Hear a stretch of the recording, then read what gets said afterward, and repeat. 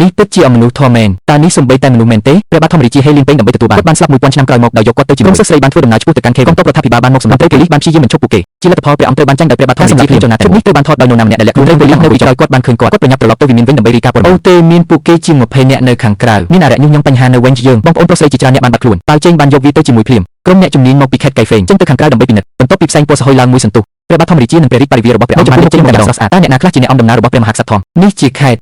តើអ្នកហ៊ានហៅខ្លួនឯងថាលោកគ្រូយ៉ាងដូចម្តេចឈ្មោះចាំងចៅមានការភ្ញាក់ផ្អើលយ៉ាងខ្លាំងចំពោះភាពក្រអឹកក្រអឺចាំបានដកដៅចេញហើយចាក់ទៅកាន់ស្ដេចធំមនុស្សមួយក្រុមតើអ្នកដែលហាក់ក្បាច់គុណអាចឈ្នះដោយរបៀបដ៏អន្តរភាពត្រឹមតែប៉ុន្មានជុំប៉ុណ្ណោះចៅសិស្សស្រីរបស់ព្រះមហាក្សត្រការបរាជ័យមួយប៉ាវជេងបានប្រាប់ពួកគេឲ្យចាក់ចេញយ៉ាងលឿនបន្ទាប់មកជប់បង្កភាពរញ៉េញ៉ៃដែលមិនចាំបាច់ករណី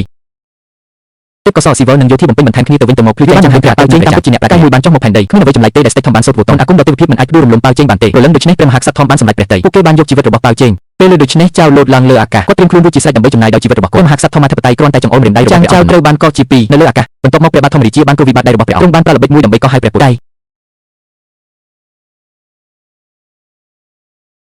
ឃើញយ៉ាងយ៉ាវដួលទៅលើដីហើយមិនក្រោកឈរស្រាប់តែទោះយ៉ាងណាក៏ដោយវេយយើងបានហោះពីលើកាន់ចានឈាមឆ្កែខ្មៅមួយឆ្ពោះទៅស្ដេចធម្មបាលបានប្រោះវាពីលើដោយមិននឹកស្មានដល់ដៃអោរបស់ស្ដេចធំដោយគ្រោះវិដៃមួយរំពេចគាត់បានវាយយើងឲ្យដួលក្នុងស្រុកបៃយូថាងនៅតែរឹងរូសគាត់បានក្រោកឡើងហើយប្រញាប់ប្រញោទៅរកស្ដេចធំដោយចង់ប្រកួតបានប្រយុទ្ធអស់300ជុំលទ្ធផលគឺគ្មានទំនាក់ទំនងឈាមទេបៃយូថាងត្រូវបានស្ដេចធំដាក់មន្តអាគមខ្នើយនៅនឹងកន្លែងហើយងាប់ច្រើនខ្លាំងណាស់នាងត្រូវបានគេវាយសន្លប់យ៉ាងឆាប់រហ័សបន្ទាប់មកព្រះបាទធម្មរាជាបានចាប់ផ្ដើមបញ្ចេញការវិរោធរបស់នៅក្រោមដង្ហើមរបស់គាត់បានប្រើមន្តអាគមដ៏ទិដ្ឋភាពដើម្បីគ្រប់គ្រងមនុស្សគ្រប់គ្នាអ្នកផ្សេងទៀតទាំងអស់សុទ្ធតែញ័រខ្លួនក្បាលខ្ញុំជឿចាប់ខ្ញុំមានអារម្មណ៍ដូចជាខ្ញុំចិត្តស្លាប់តែប៉ាវជេងទេដែលមានការការពារពីព្រះនៃអសរសាស្ត្រកាយនៅតែស្ងប់ស្ងាត់ទាំងស្រុងសក់រៀងអធិច័ន្ទនៅលើក្បាលរបស់គាត់ពលឺពណ៌មាសបានលេចចេញមកហើយសម្រាប់ភូមិជាមួយស្ដេចធំគាត់នេះស្ថិតក្នុងភាពជាប់គាំងរវាងអ្នកទាំងពីរពេលវាចុះមកស្រាប់តែពីលើមេឃស្ត្រីម្នាក់ស្លៀកពាក់ពណ៌សបានដាចូលមកដូចជាទេពអប្សរចុះមកផែនដីនាងគឺជាប្អូនស្រីពៅរបស់ស្ដេចធម្មរាជាជាម៉ាលិន